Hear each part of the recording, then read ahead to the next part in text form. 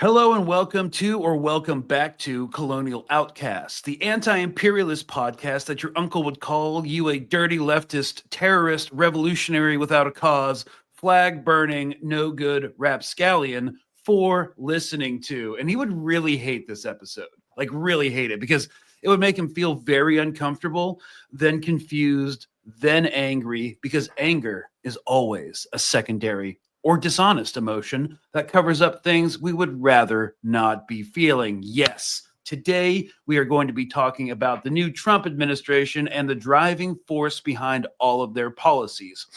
Its blitz of executive orders, the perverse need to control women's bodies, and their obsession with nativism, i.e., the policy of protecting the interests of, quote, native-born or established inhabitants, unquote, against those of immigrants. And now that American Nativism is extending to South Africa as President Trump takes on the cause of Elon Musk, child of South African Apartheid, who is upset that white Akfriaaners are being dispossessed of their lands. I mean, they're really not at all, and threatens to cut funding to South Africa over an issue that really has nothing to do with us being America. Just kidding. Newsflash, Israel is involved and Trump wants to sanction or hurt BRICS in some way. South Africa being the S in BRICS. So the driving factor here, though, aside from unchecked capitalism and imperialism, is, well, we are going to be talking about whiteness. The idea of it, how it is mobilized to achieve political ends against minorities and the people of the global South, why it is also bad for the 99% of actual white people themselves because they're not in the club, and why it is, in my opinion, the most destructive mind virus we've got going on today. There's actually no such thing as the woke mind virus. That's just basic empathy and intellectual curiosity. But the white mind virus is certainly a thing. It's also inextricable from capitalism, which is also fun in the most sarcastic way possible. I am Greg Stoker, joined by co-host Mark Wayne. How you feeling about this one, dude? Excited? I'm excited. I'm white. These idiots are white, so I feel like I can go full guns blazing, weapons free on these idiots in power. Same here. I'm ready to be a race trader. How about you? Well, I mean, that's kind of like why we named the podcast Colonial Outcasts. You know, when you talk about these things that you get called like a race trader, like they think you're crazy or there's something inherently wrong with you. Like, God forbid you become a Muslim revert. Am I right? Yeah, exactly. And we're not the first ones to walk in these shoes. You know, you have John Brown out there. You have plenty of white dudes who broke away from the cloth of colonialism and delusional white supremacy. So I feel kind of proud to be walking in their shoes, quite honestly. So, and what we'll see throughout the course of this episode, you don't even need to be a good person, as a white dude. You don't actually have to be a good person to be against all this stuff because it's like self-interest. You know, it's bad for you too. Yeah. I'm doing it completely for selfish reasons. I just want to make that very clear. It's not because I'm a good guy at all. I am not trying to virtue signal here. I legitimately, I don't believe you. So, yeah, we're gonna get in. We're gonna get into it. There's a lot of things we're gonna talk about. We're gonna talk about what I hate about the modern dystopia. When I grew up reading dystopia, like cyberpunk novels as a kid, this was cooler. It was cooler when we were sliding into techno feudalism. It was cooler in the novel. There's neon lights and synth wave going on, but freaking laser guns, bro. Unfortunately, the government has banned the use of directed energy weapons for civilians. So yeah, there's no plugging into the net and shadow running. Now it's just we have to talk about Elon Musk's Twitter post because the build up to the apocalypse is way lamer than anyone would have thought. Yeah, and the best he gave us as far as cyberpunk is the Cybertruck. Jesus. Wow, I didn't even think about that. The Cybertruck is the perfect symbol for how lame the actual dystopia is and will be. Yeah, we totally got screwed over, man, in this timeline. It kind of reminds me of that Guardian article. I forget the woman who wrote that op-ed. It was about Zuckerberg and Bezos and Elon Musk. She was like, I always knew that rich men would destroy the world. I just didn't imagine they'd be such losers. I know. They could at least be more charismatic and like a James Bond villain. They could have like secret meetings that, you know, a spy slips into and we get some like leaked footage of some crazy rituals they do. No. It's just a bunch of lame dorks, you know. Saying like the dumbest stuff on Joe Rogan's podcast. Yeah. But yeah, let's get into this this treason against our race, you know. God. Yeah, like because I have so much in common with South Africans. Right. Yeah. Oh, shout out to the like couple hundred listeners we have in Cape Town. You guys are awesome. We do? Yeah. At least on YouTube where I check the analytics. So anyways, quick side note, Netanyahu and Trump are meeting about Gaza today, being Tuesday, February 4th. Not going to do a full episode on it right now, but if you want a 20-minute breakdown, I'll be posting one later today or Wednesday on the Colonial Outcast Patreon, linked in the description. It's too complicated to get into on this episode, and it's basically not the subject matter. So I think we have to begin with Elon Musk, who, if he were born to a middle-class family in America, he would have ended up the world's most awkward Dungeons and Dragons game master who only runs steampunk campaigns. But alas, he was born into an emerald mine in apartheid South Africa. Lucky us, because now we are stuck with an anarcho-capitalist, megalomaniacal weirdo, richest man on the world who's deeply insecure and unhappy and on some fascist white replacement theory bullshit.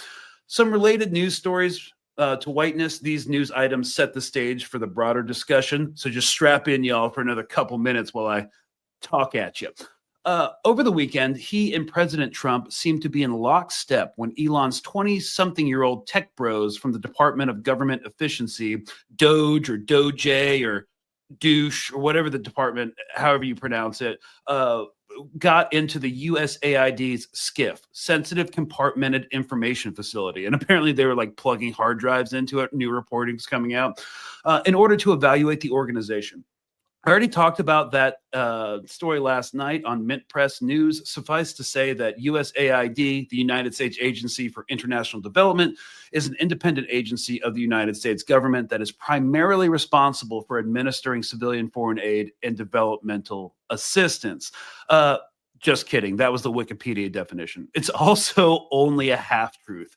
USAID is an instrument of American soft power, our ability to co-opt rather than to coerce, to make other countries follow us because we are so benevolent and operationally wonderful, which is totally BS. USAID is also used to leverage aid to countries in the global south for access to mineral rights, diplomatic concessions, and the placement of military bases in the region. It is also deeply plugged into the intelligence apparatus and funds opposition groups to governments we don't like under the cover of humanitarian NGOs. I want to do an episode on what USAID did with NGOs in Libya to overthrow Gaddafi. But all that being said, actual dedicated humanitarians work for USAID. It does a lot of great work, and hundreds of thousands of people will be fatally impacted in the global south, mostly Africa. So that's happening.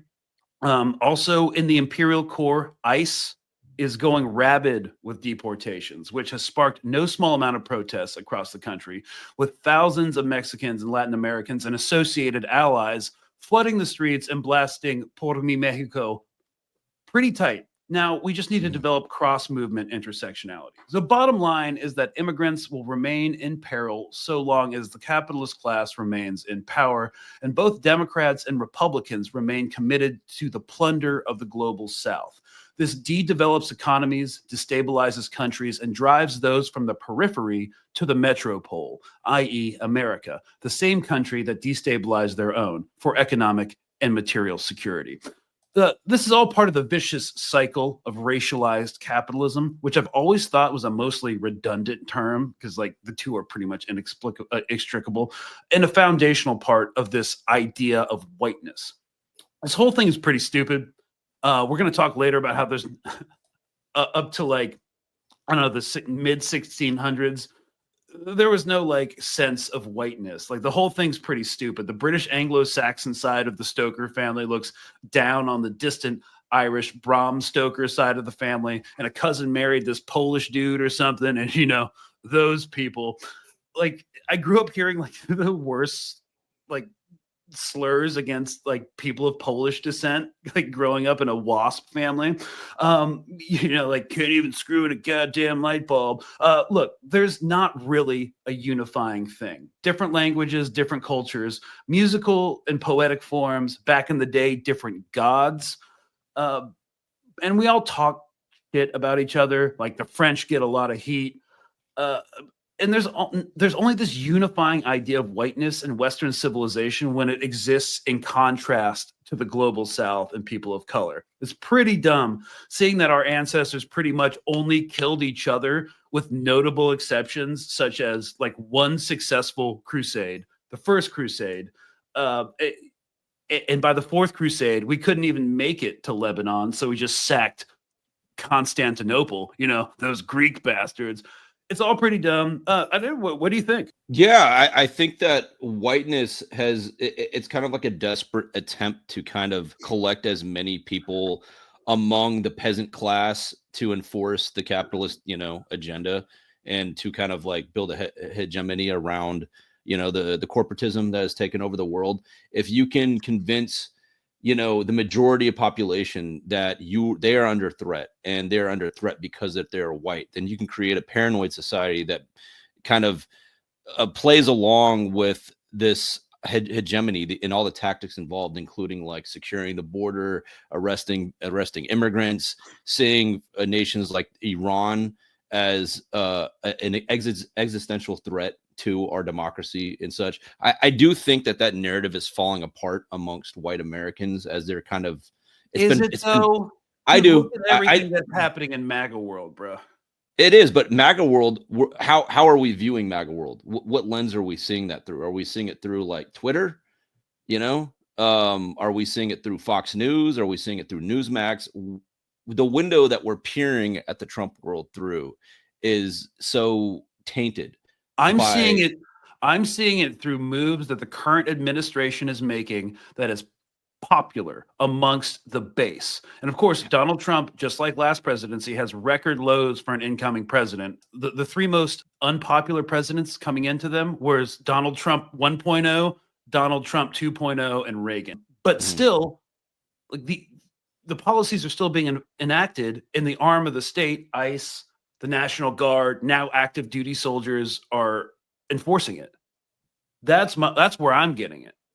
And the Democrats are doing nothing to stop it. They're not even resisting. That's why I like to keep the Democrats even out of the conversation, because they're completely impotent.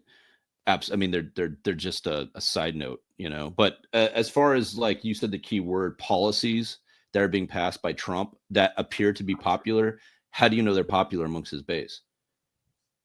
That's the question. You and I, we don't have a pipeline. You and I haven't taken a consensus and been calling up and doing random calls to his base and asking what they think about it.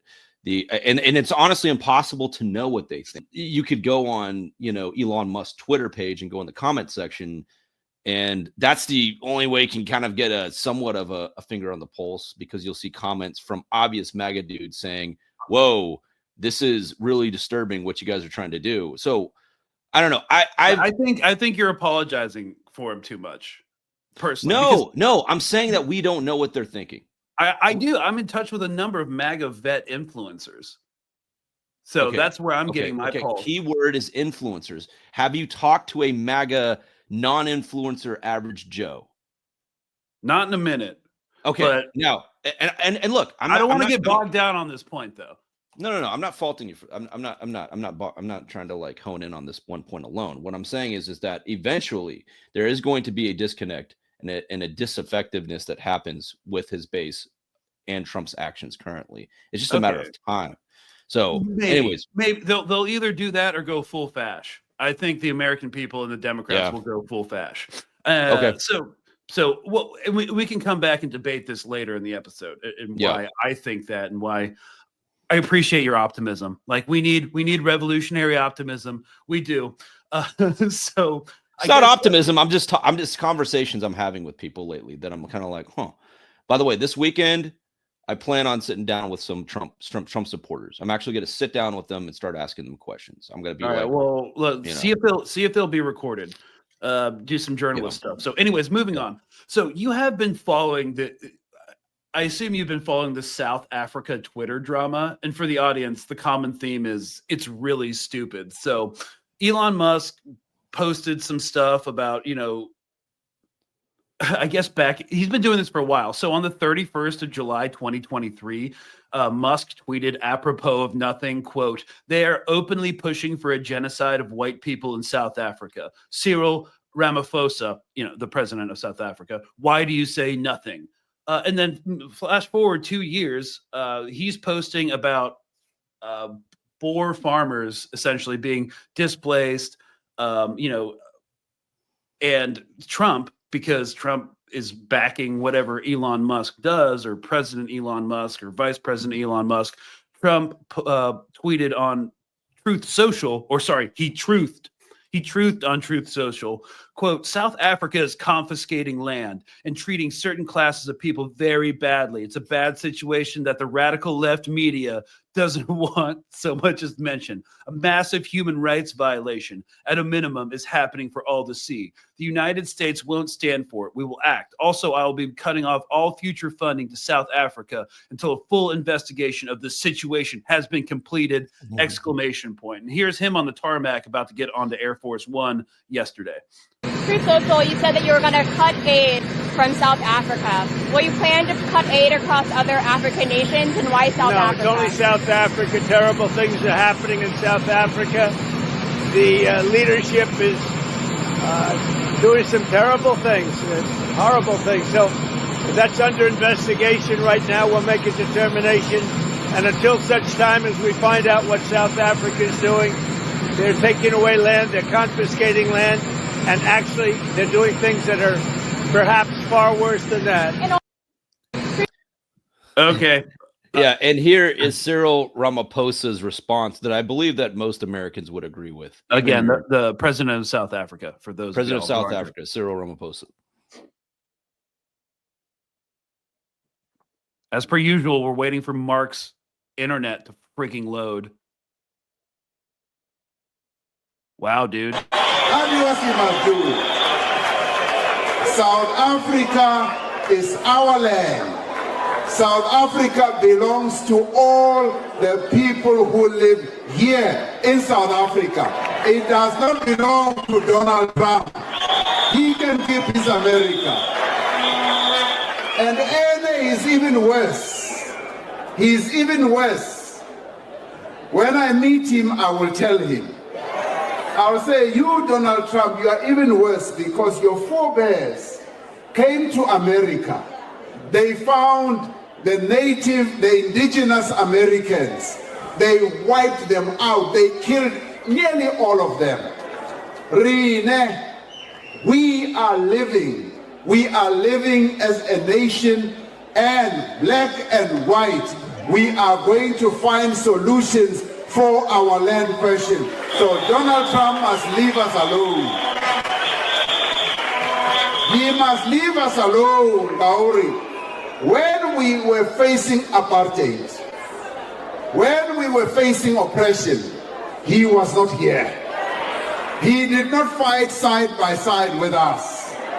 And we were able, on our own, yes, with support of progressive forces in the world, to resolve the apartheid question. As far as I recall, Donald Trump was not around the negotiating table when we negotiated the end of apartheid. So stick around there in the White House. We will do our business here, and we will find solutions for our problem. So stay out of our issues, and we will not get involved in your issues in America. You have your own problems. Leave us alone. Well, you have your own problems. I think all Americans can agree with that, and I think that last statement will appeal to so many more Americans than Trump's rhetoric towards South Africa. I mean, that's where I feel that Donald Trump is definitely going to lose his base at some point when he starts focusing on these shiny objects that Elon Musk wants him to chase, that Americans are just like, dude, I don't really care. So, and by the way, I enjoyed the unifying language in that, by the way. He says white and black, which was key. It's very key when these leaders use that type of language, because it shows a unity. It shows that the common interest of South Africans, including whites, is of their concern. Right. And so, you know, when he says, you know, you have your own problems, we certainly do.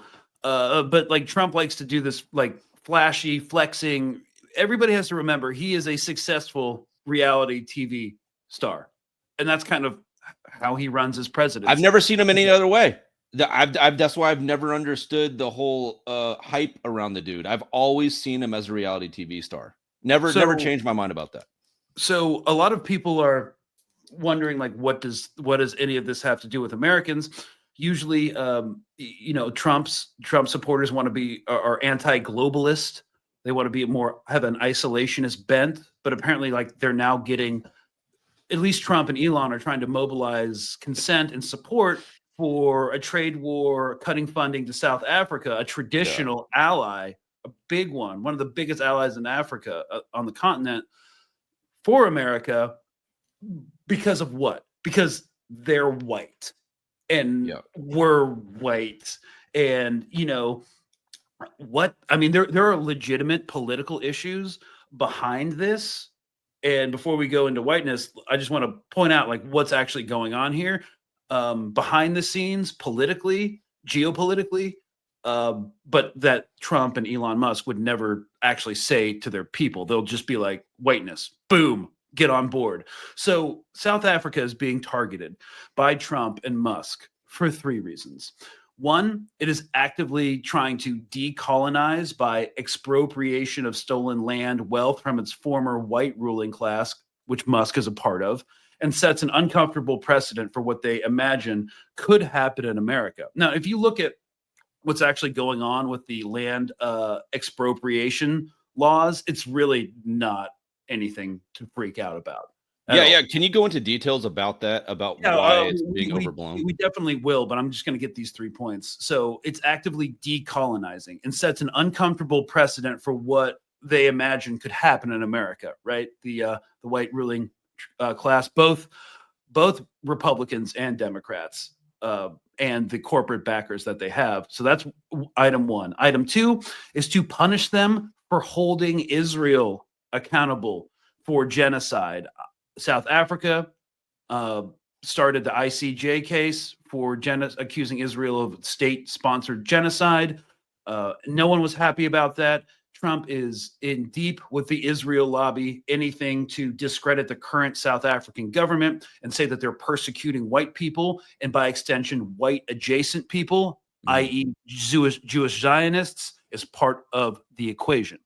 Now, 3 is to strike against BRICS. Trump hates BRICS. He just threatened to sanction every BRICS country if they de-dollarize, create an alternate reserve currency that's apart from the, quote, mighty US dollar. I need to work on my Trump impression. But South Africa, as I mentioned before, is the S in BRICS and a linchpin for the entire alliance. And anything to destabilize South Africa is something Trump is going to jump at. So that is actually the political reasons. But of course, you can't say that. So you have to mobilize this like white replacement, white genocide theory that that brings in birth rates and Malthusianism that Elon Musk is like obsessed with. Because of course he would be. So let's talk a little bit about South African history and why this is important. So I was hoping, Mark, you could tell us a little bit about the Boers and the Afrikaners. I know a lot of people don't know about South African colonial history.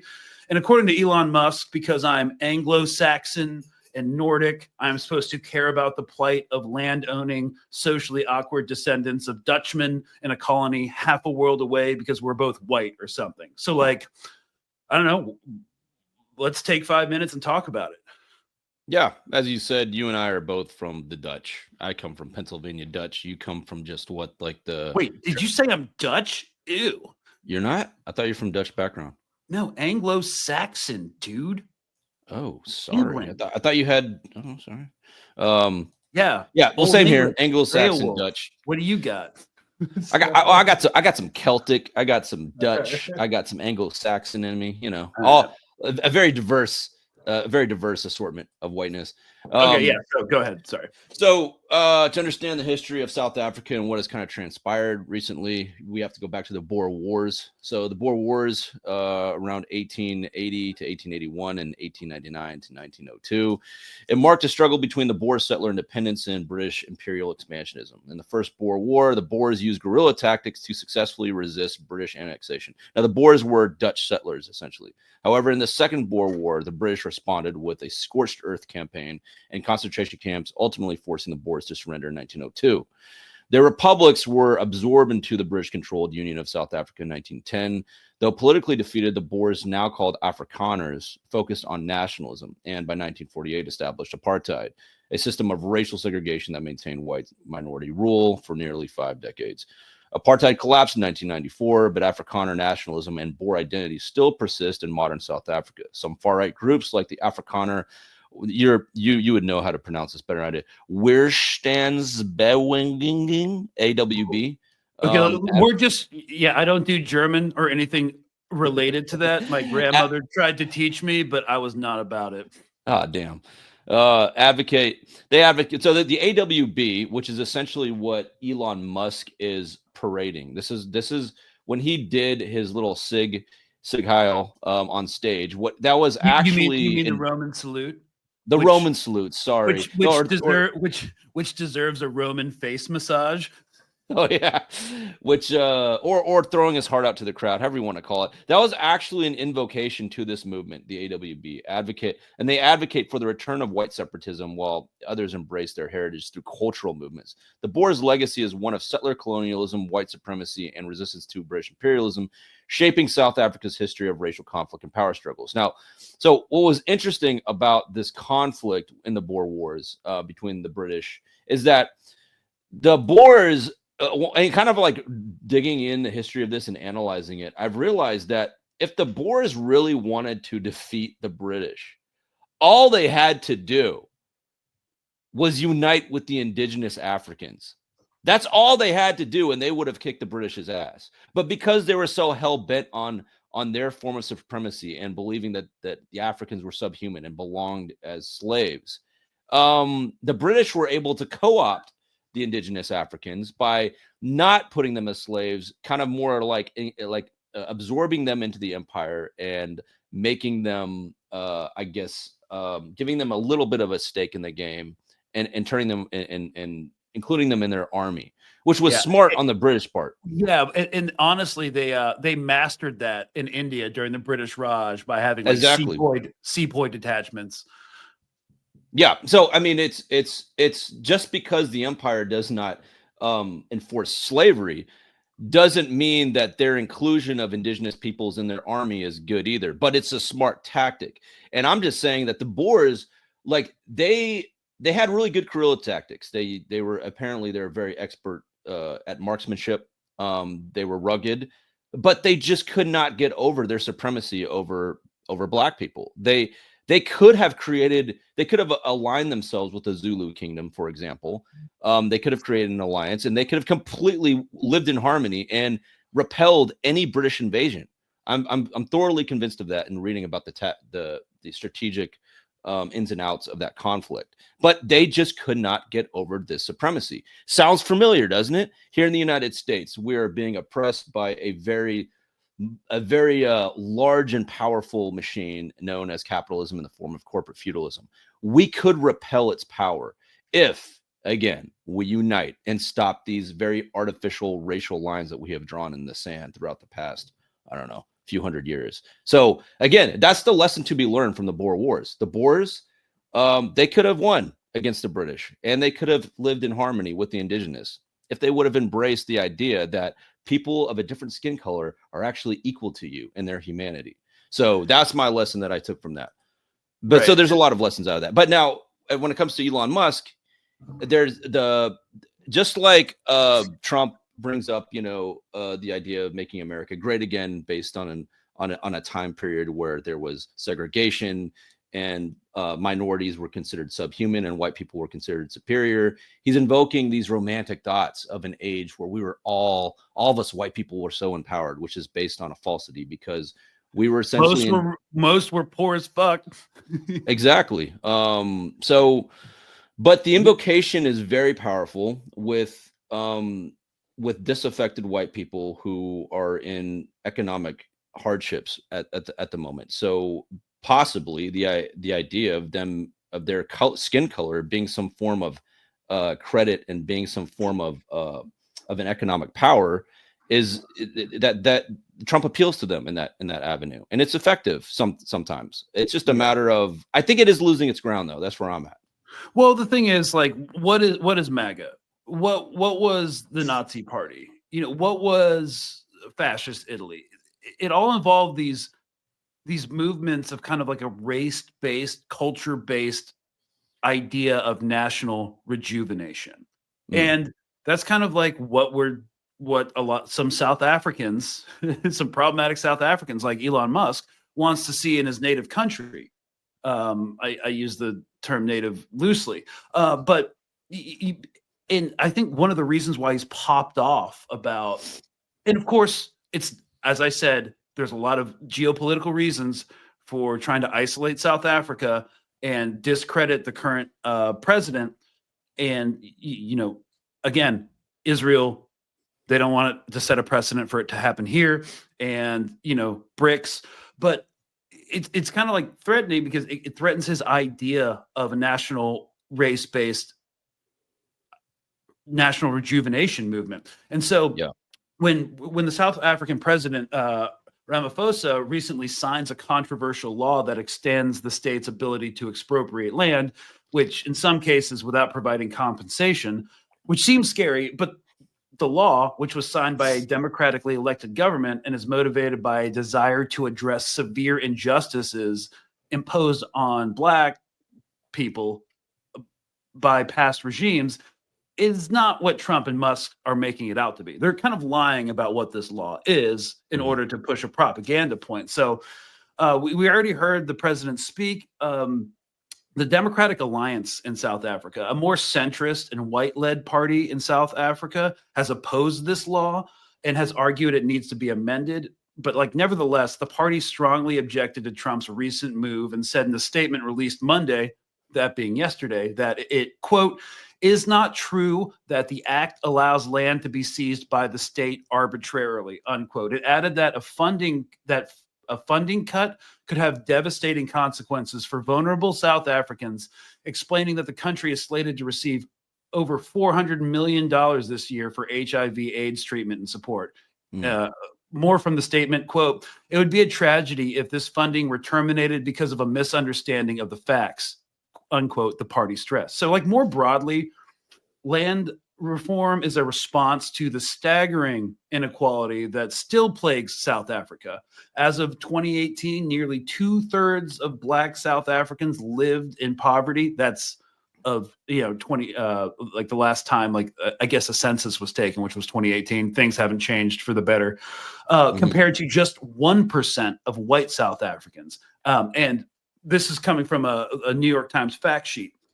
In 1913, the colonial government passed a law confining Black South Africans to just 7% of the country's territory, essentially dispossessing many Black people from their land.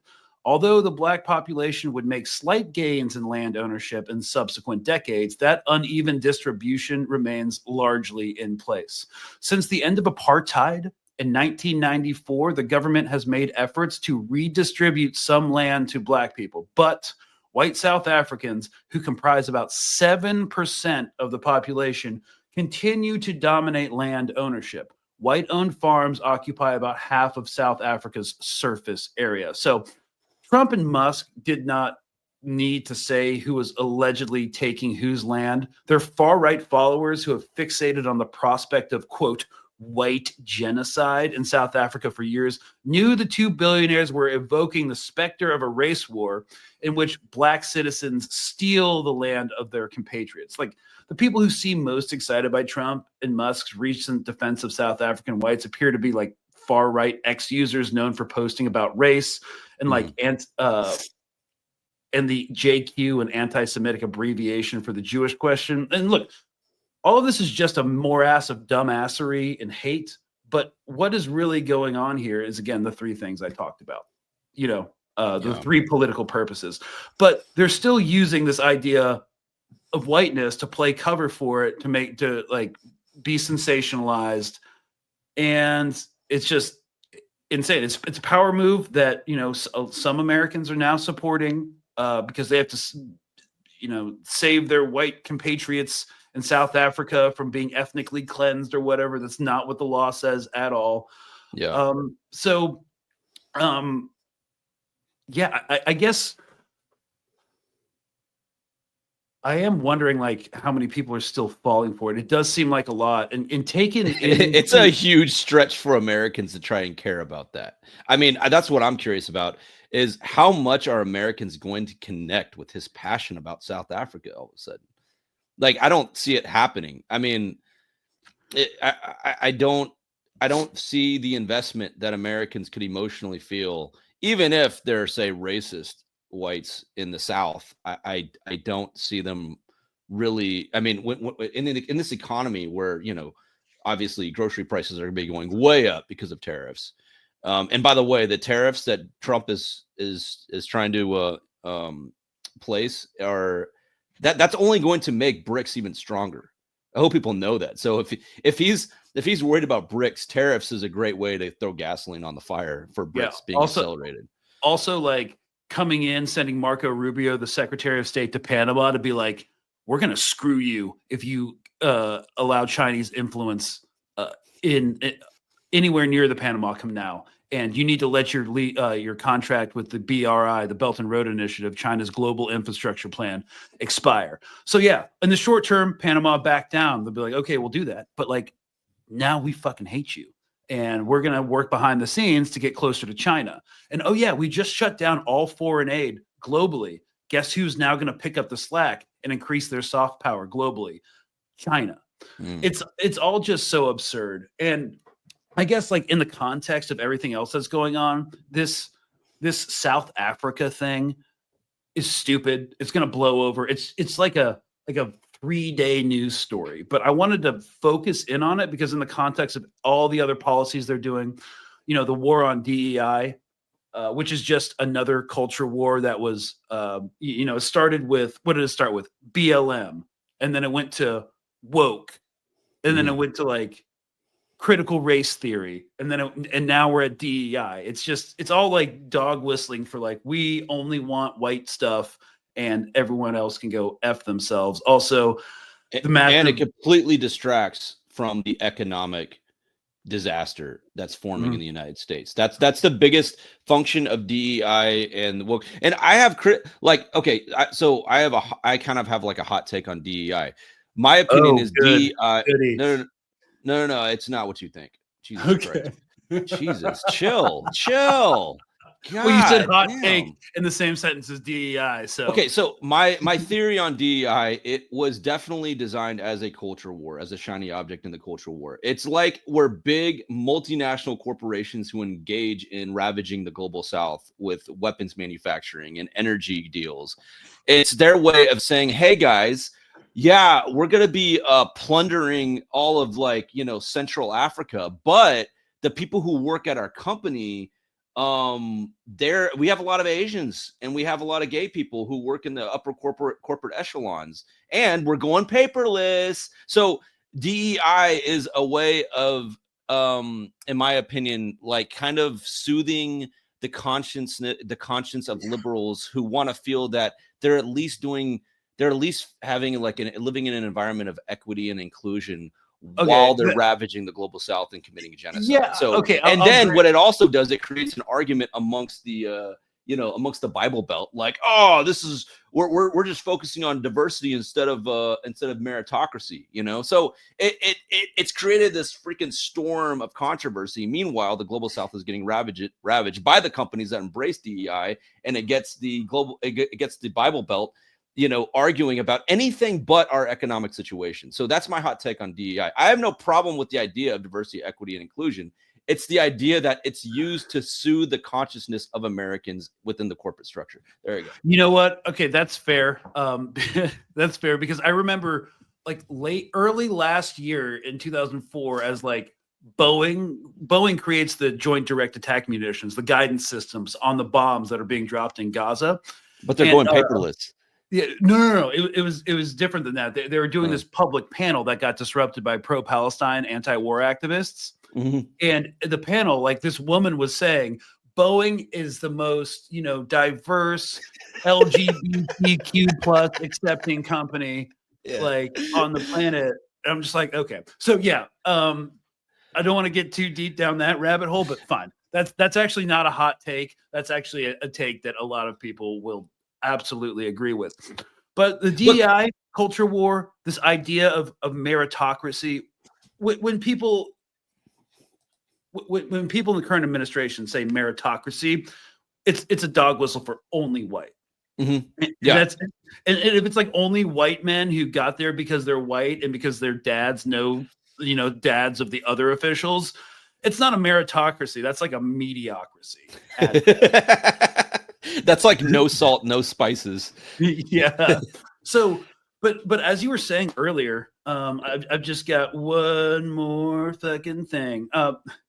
And this is kind of riffing off of some of the writings of Tim Weiss, who is a anti-racist activist and writer who does a lot of like anti-racism coaching. So you can look up Tim Weiss, but along the lines, like, he's basically said everything we've talked about. The history of America is the history of rich white men telling not rich white people that their enemies are black and brown.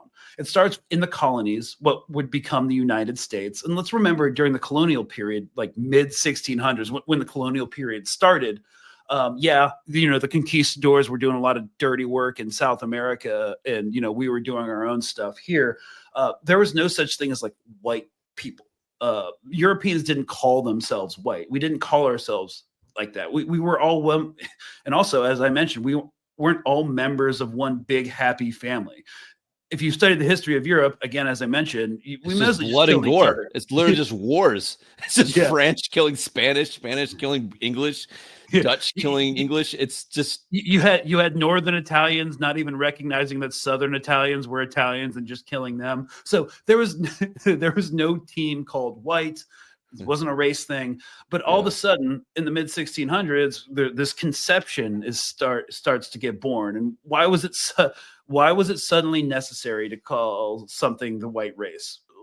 And it's because like, you had all these immigrants coming in from different parts of Europe into the colonies, and they had to figure out a way, like, okay, how do we group all this into a monolith and shove that against the Native Americans and keep and it comes down it comes down because like these rich aristocrats can count. That's why. And rich folks looked around, and the ones that owned all the land, you know, in the colonies, the colonial elite, and they saw that they were really outnumbered by everybody who was not them, to include white and black and people of color. So they were so can we let's define these terms. And this is what I want to do right now, like what we're talking about. So the phenomena that you're describing is often referred to as racial bribes, white racial formation, and hegemonic whiteness. And it's a critical mechanism in maintaining ruling class dominance through racial solidarity. So here are some key points of that. So racial bribe. So it's coined by historian Edmund Morgan and later expanded upon by Michelle Alexander in the New Jim Crow. The term refers to how the ruling class granted privileges to certain groups of lower class white people to prevent class solidarity with black and indigenous groups. So, for example, in colonial America, white indentured servants were given small land rights or legal status to prevent them from allying with enslaved black people.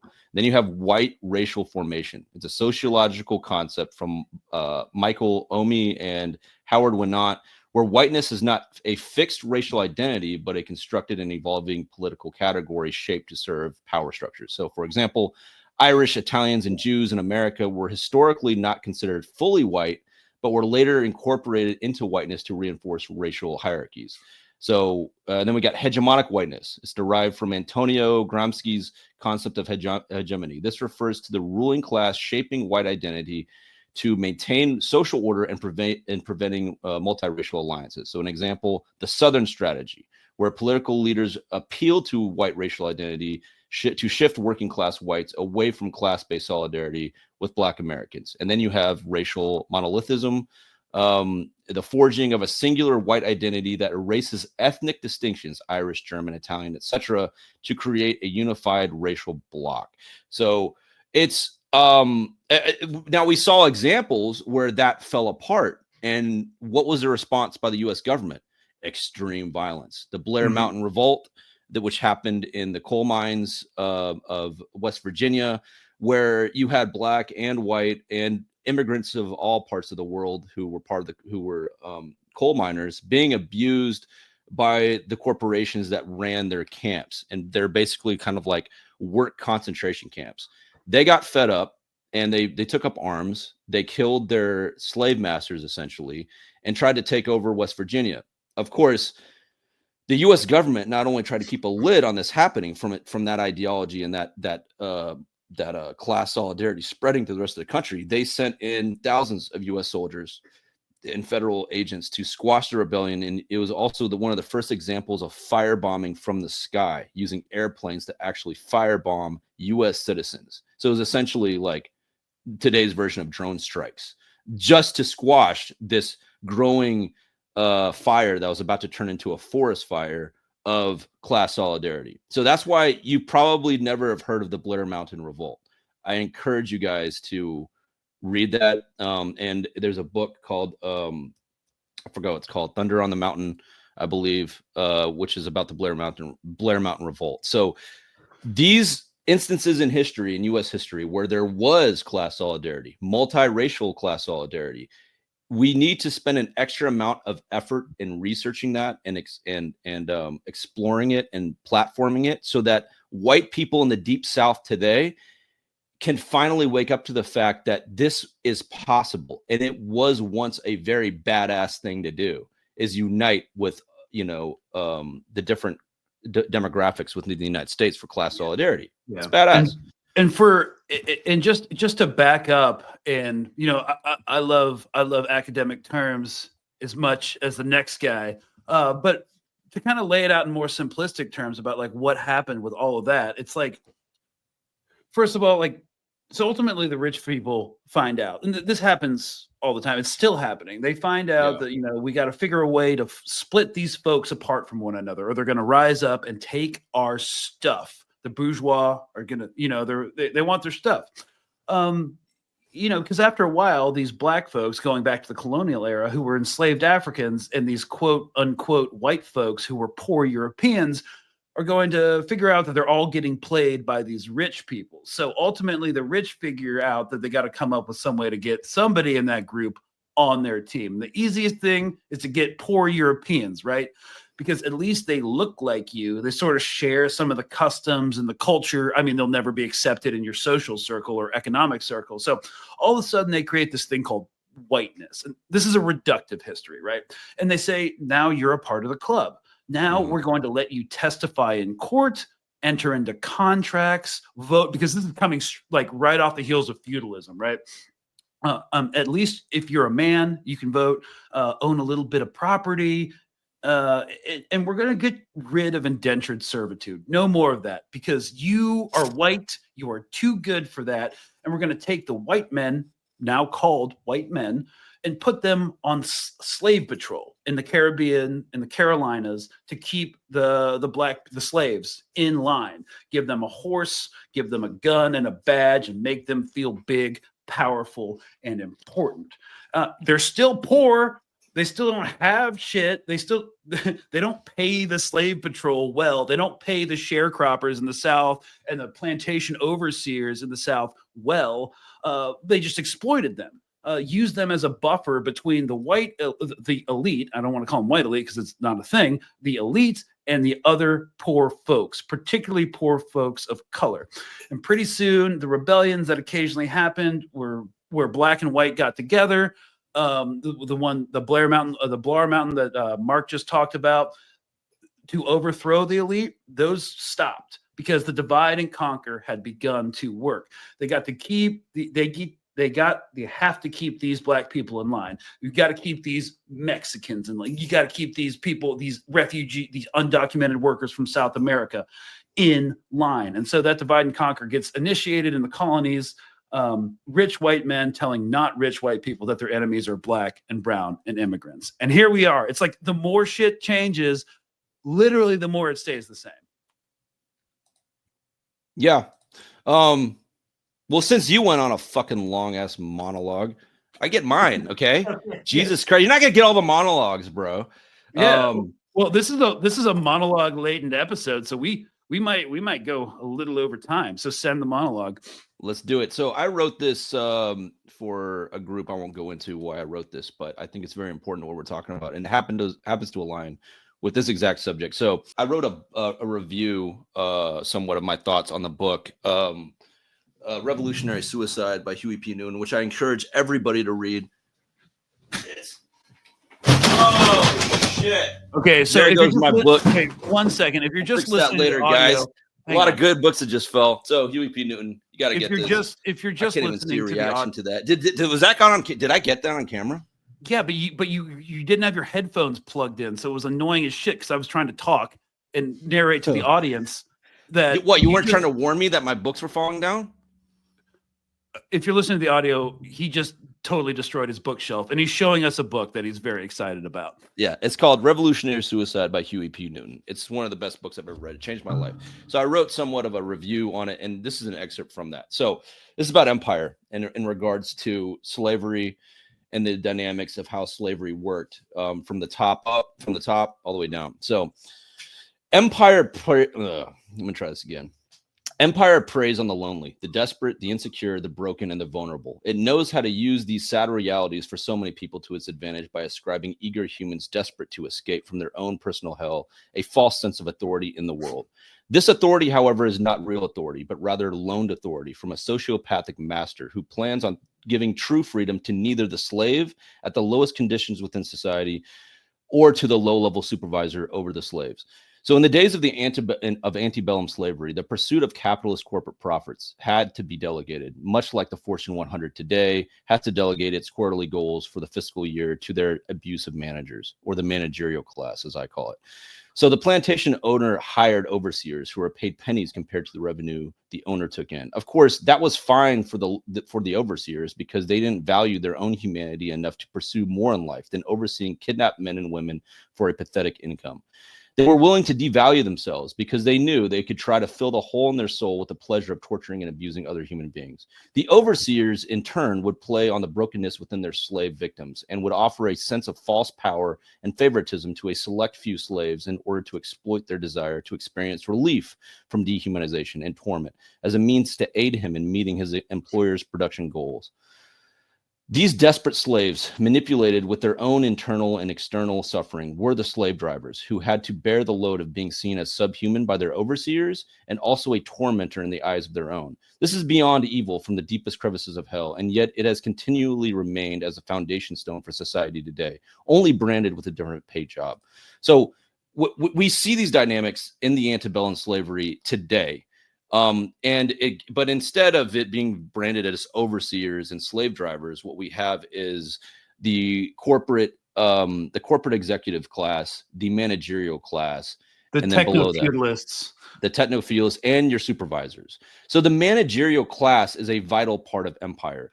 These are the people who are looking desperately for a promotion. But in order to get that promotion, what do they have to do? They have to lay out more abusive work loads and time constraints and lack of PTO, maternity leave, these types of things.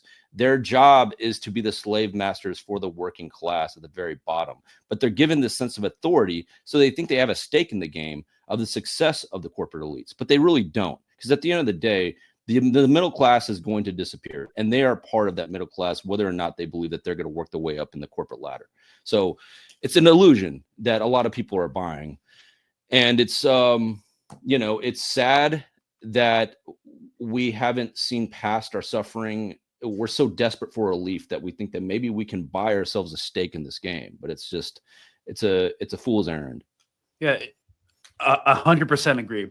And, you know, speaking about the corporate class and how it's a vital instrument of empire, I personally think that language is a big part of it too. And I absolutely love the high level synergy in the breakdown you just did. It truly encapsulates our mission critical ethos.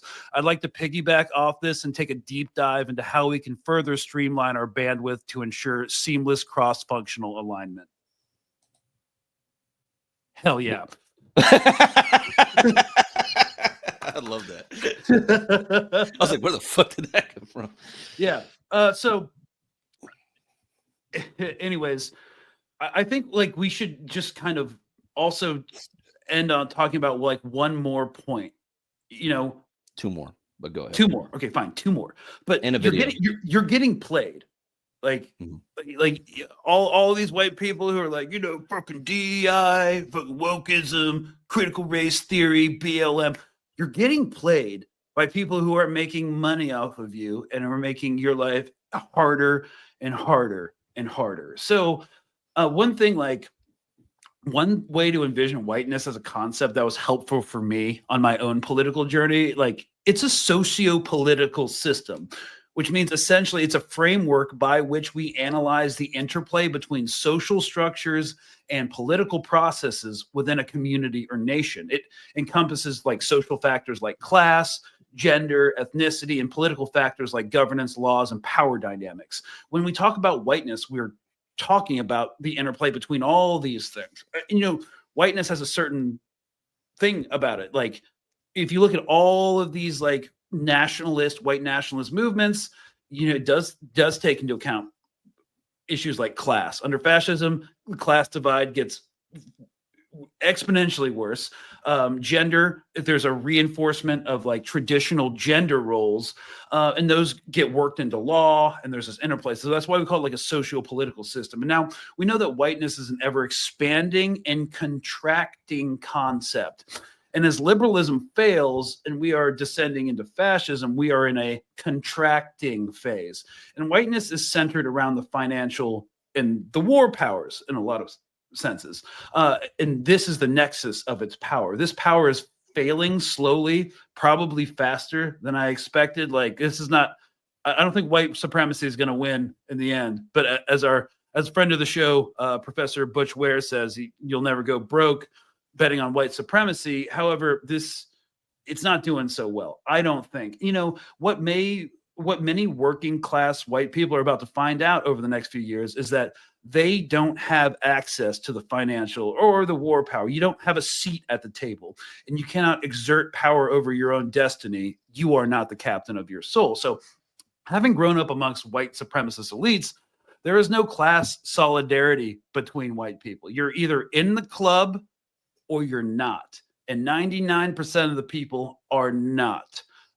Maybe 97% are not. Like, they're 3% of, you know, our employers.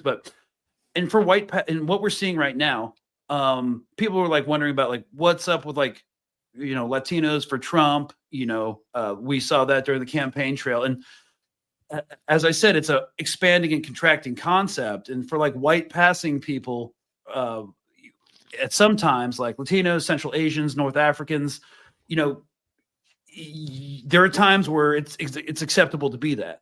And there are times when it's good for you to be like spicy white folk. But we are in a contraction of whiteness. The same thing happened after 9/11. And you're going to be sucked out of that system of socio-political whiteness.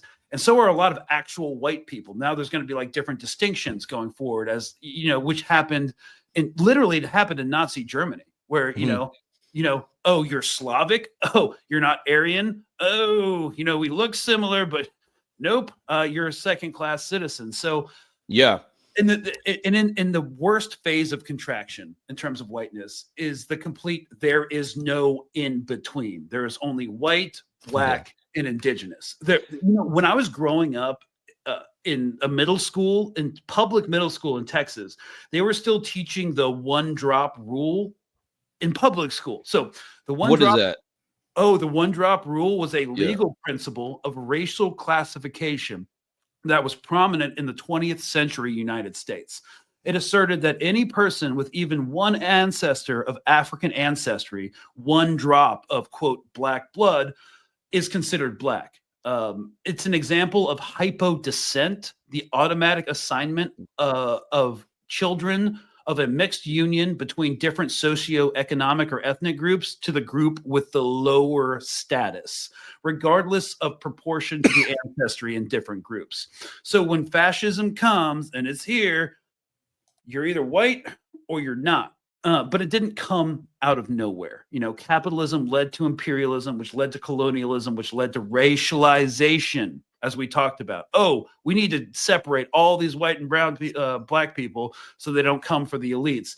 And this is a progressive model, capitalism, imperialism, colonialism, racialization. But all of these things were happening at the same time. So we're in a contraction phase. And, a lot of people who, basically what happens when it comes to supremacy, it starts with the most marginalized people, right? Mm-hmm. Indigenous Americans, immigrants, black folk, and then poor white people. And then when the total totalitarian state happens, it's like any enemy of the state, and your whiteness won't protect you. So the only way to fight it is literally solidarity. That's it. Yeah. And so whiteness is stupid, it's self-destructive, and y'all should fuck off with that. Yeah, I agree 100%. And you touched on this leads us into one more topic that's adjacent to this. You talked about white passing. So this is where things get a little fun. I live in California, and I'm the majority of the people that I'm around are Hispanic. A lot of Asians in the town that I live in. And one thing that I have noticed that has been very unfortunate in my experience here is that I do experience a lot of adjacent, I guess, like what is being termed a racial triangulation. So racial triangulation is coined by Claire Jean Kim. The theory suggests that non-white groups position themselves as superior to other minorities while still being considered inferior to white people. So an example is some South Asian Americans historically have been labeled as a model minority to contrast them with Black Americans. Mm-hmm. You have aspirational whiteness. It's the desire of non-white individuals or groups to adopt cultural, linguistic, or social norms associated with whiteness in order to gain privilege, status, or acceptance. An example is Latinos and Asians in the U.S. identifying as white on consensus forms to distance themselves from racial minorities. You have cultural whitening, and you have internalized racism. So a lot of people think that, for example, the LA riots were started because of what? Rodney King, right? Mm-hmm. I argue with that because I believe it was actually the racial tension that was boiling between the Black community and the Asian community, which there was a lot of instances where Asian store owners would shoot black people in their stores and get away with it. So it created this huge tension between the Black community and the Asian community because a lot of Asians were owning a lot of liquor stores and profiting off of Black people, and while at the same time enjoying like a sense of privilege and superiority. So what elite white supremacy does, it creates this rat race between different minority groups, and it to the point where you start to see yourself and internalize that racism, and you try to distance yourself from anything that's not whiteness so that you can be accepted. It's a losing game. You'll never win, because at the end of the day, elite white supremacy doesn't even care about race. They care about profits, but they will this illusion of white supremacy is what it is. It's an illusion. It's something, it's a shiny rainbow that you want to go chase, and there is no pot of gold at the end of that rainbow. And which is why I'm going to play this last video. This is the Minister of Defense for the Black Panther Party that I had the honor of sitting down and having an hour-long conversation. I encourage you guys to go to the Patreon. It's free on the Patreon, so you don't have to subscribe in order to watch it. But it was a very powerful video, and it's probably one of my best performing post I made on Instagram. I didn't know that that would happen, but it definitely affected people when they listened to it, because the tone that he set was that of unity and just deconstructing the illusion of white supremacy, where he termed it elite white supremacy. So I'll play this. When Fred walked into the Young Patriots, Fred and the Panthers walked into the Young Patriots meeting, it was made very simple. You know what I'm saying? Okay, sorry, I just have to pause real quick. Just for context, for some of our overseas listeners, he's talking about Fred Hampton, who was a black, really important formative figure in the Black Panther Party in Chicago, who formed a multiracial coalition between Hispanic people, working class white dudes, and the Young Lords. Black people. Yeah, the Young Lords, the Young Patriots, and the Black Panthers. This is in Chicago. He was the head of the chapter of the Black Panther Party, and he was ultimately assassinated with collaboration between the FBI and the police department, along with an infiltrator who posed as his security, as his bodyguard. And the same fire is burning down both of our houses. But the question is, are you gonna just get water to try to put out your fire? You know what I'm saying? Basically, I mean, in a nutshell, and we just get water to put out our fire, but if we work together, we can put out all the fire. You know what I'm saying? And nobody's house burns. I think sometimes we don't realize we're dancing in the same fire. And that in and of itself, I think, will begin to solve the problem. You have to open doors to people and allow them to come inside. Case in point, say somebody knocks on your door, right? And there's somebody that you kind of know, but you don't really know. They knock on the door and you stand at the door talking to them out the door like this. How welcome do you think that person feels? Not welcome. Not welcome, exactly. So we spent an eternity talking through the door to each other. It's time to open the door and let people in. You know what I'm saying? Yeah. There's nothing that rednecks are suffering that we're not suffering, and vice versa.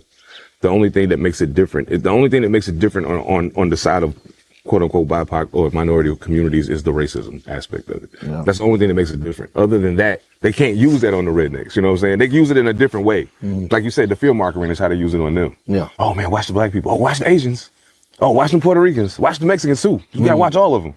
So essentially what that creates is a funnel for creating new white supremacists. Yep. You know what I'm saying? Yep. So if we can find a way to break the funnel through educating each other, I think we win. Speaking of white supremacy, the way I see white supremacy is it's a predatory tool by the capitalist elites. They don't honestly give a shit about the supremacy of poor whites, obviously. They just want to give them a sense of purpose for the sake of furthering their capitalist agenda, right? So now, luckily, with things like Epstein coming out, a lot of rednecks are aware, like, whoa, these elites they're all corrupt. Like, it's becoming more awakening.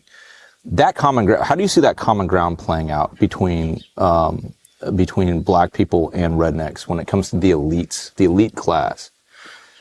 I think once we realize white supremacy is not white supremacy so much as it is elite white supremacy, it changes the equation. Elite white supremacy. And that's what I like to call it. Yeah, because if you just call it white supremacy, you're making the mistaken assumption that white people at the bottom rungs of society are also the same, want the same thing. You know what I'm saying? When in all actuality, they just want to survive. Most of us are in survival mode. You know what I'm saying? And because we're in survival mode, what ends up occurring out of that is we find ways to go to war with each other. He's a great man right there. Yeah. That was a good interview. So this is a great segue into the outro segment. And this is kind of like a bullet point guide to who is white, what is whiteness, and shut that shit down because it's stupid. So this is kind of like a call to action. And this kind of like presentation, point by point, was put together by Our Moral Imperative. It's kind of like a thought collective on social media. I'll link the profile page in the description of this episode, but just bear with me. So, as an outro for the last couple minutes, who is white? Every few generations, whiteness redefines itself. Irish, Italians, Jews, many groups were not white until they were. Why? Because whiteness isn't real. It's a shifting power construct. While whiteness isn't real, the implications of the concept of whiteness are. Whiteness is not skin, it's a mental social virus. As I said at the beginning of the episode, it's the white mind virus. People aren't born white, they're taught whiteness. Whiteness isn't just racism, it's a whole system that conditions people to believe in separateness, hierarchy, and dominance. Whiteness is a foundation for other forms of oppression that lead to bloodshed. What whiteness produces over time, the lie of whiteness leads to fascism and authoritarianism, Nazism and white supremacy, colonialism and genocide, a constant cycle of who counts as white. Whiteness is an ideology that eats itself and eats its own in order to sustain itself. How whiteness turns on its own and how it's bad for you and how you will be consumed by it. If you're a white dude, each generation, whiteness purifies itself. Who was white in 1613? Who was white in 1924? Who was white today? If whiteness were real, it wouldn't need constant policing. There's a difference between what is real and what is true. Your whiteness is costing you your humanity. Whiteness presents itself as superior, but is more like a mental prison. If you've ever had racist ideations, you'll remember how freaking emotionally exhausting they are to maintain, how pissed off you are all the time. And underneath that whiteness, you are a human, just like the rest of us fools. You are not your conditioning. You have always benefited from whiteness, but you are not white. Whiteness disconnects your soul from the rest of humanity and leaves you alone fending for yourself, which is exactly what they want you to do, and band together with other quote unquote white folks to put down any sort of uprising. So deprogramming, a lot of people have, like, when it comes to this, there's like this idea of white guilt, and like shame keeps people frozen. Like rejecting whiteness doesn't mean rejecting yourself. It means reclaiming your full humanity and seeing full humanity in others. You are not separate from the rest of the world, no matter what that ideation says. And how do you begin unlearning it? Or how does your uncle begin unlearning it if he can? Educate yourself beyond the whitewashed version of history, right? The textbook approved curriculum that Ron DeSantis is now implementing in Florida school system. So examine how whiteness shows up in your relationships, your work, your activism. So like as a white dude who's been in the activism game for a long time, I generally try not to center myself or do the savior thing. I do military analysis and I do reporting and I stay in my lane. I'm not exactly like, I see some people like lecturing Palestinians about like what they need to do. I'm just like, bro, chill. I know. So basically the thing is commit to solidarity, not saviorism. That's the big thing, right? And moving beyond white fragility. The MAGA movement's like built on white fragility. Like perfection and narcissism are functions of whiteness. Like, dude, like in your journey to learn how to not be like a racist asshole, you're going to make some mistakes and say some stupid shit and you're going to get corrected and it's going to feel uncomfortable. So stop being a little snowflake. Right. Whiteness teaches fear of being wrong. Real humanity embraces learning, unlearning, and evolving. Unlearning whiteness isn't about guilt. It's listening with humility when people share different lived experiences. So it's a lie. It's been paid by BIPOC people for centuries. Unlearning it is not solely to free yourself. It's to stop participating in the harm.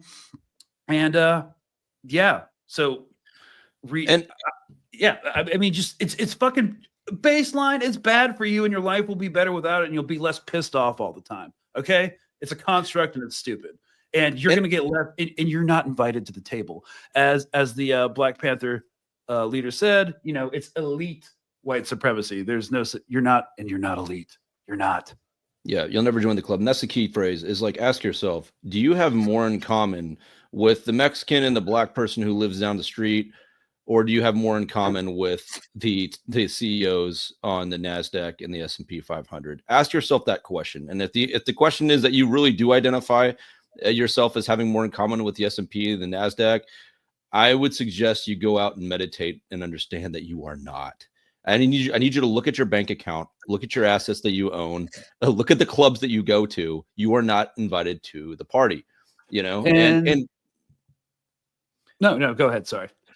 And also understand that there's also going to be reactionary racism directed towards, like, one of the biggest frustrations that the Black Panther Party had in the late 1960s is that they were frustrated that there was also Black nationalist groups that tried to enforce this division between white and Black people in the working class. There was a desire to replace white capitalism with Black capitalism. At the end of the day, it's still capitalism. It's still an illusion.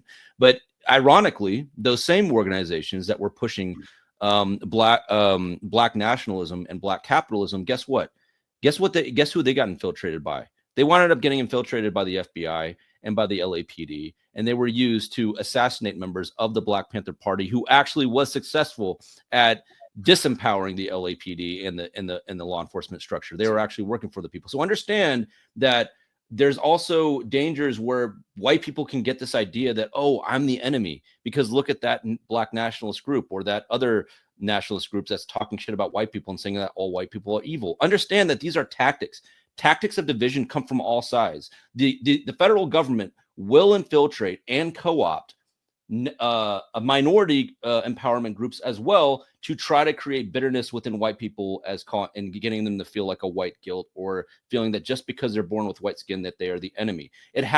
There's no the corporate elite, the oligarchy will play no favorites. They will use whatever tool necessary to create division. So that's also something to be aware of. So, but at the end of the day, the ultimate driving force that will bring us together and conquer these divisions is empathy. Being empathetic to your fellow human being and their suffering, regardless of their skin color, culture, religion, background, empathy will be the driving force. If you can see your humanity in them and their suffering, you've already conquered it. So empathy should be the driving force. And if you can't do empathy, do self-interest, because the hammer is coming for you too eventually. So you know what? It's actually there because, you know, of course, I've mentioned this multiple times on this episode. Capitalism is inherently racialized. It creates these racial divisions in order to exist, and these class divisions. So, like, all these people simping to tie a nice bow on the arc of this episode. You have nothing in common with Donald Trump or Elon Musk.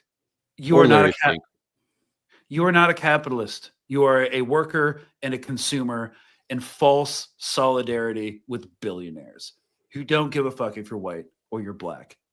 All you are is a resource to them. Yeah. Yeah, absolutely. Well, but we gotta talk about Irish pride. Damn it! No, we can't talk about Irish pride one of these days.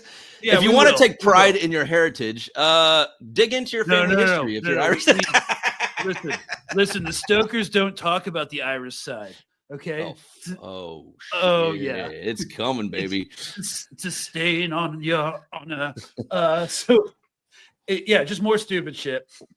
Anyways, guys, thank you so much for listening. We thought we'd do a deep dive because, like, I've been looking at the Trump administration for the past, like, 2.5 weeks. I was like, okay, we got to talk about this. This is ridiculous. So hope this was helpful. You can send it to your uncle if you want to piss him off. There's no way he's going to listen to an hour and 20 minutes of this, but you can try. And we'll see you. We will see you next time here on Colonial Outcasts. Again, if you want to see the full Black Panther interview, check out our Patreon. It's free, so you don't have to subscribe. You have to join as a free member, but you don't have to, donate or contribute money for certain exclusive benefits. So, anyways, thanks, Mark. I'm going to try to get this posted ASAP, and we will see you on the next one. All power to the people.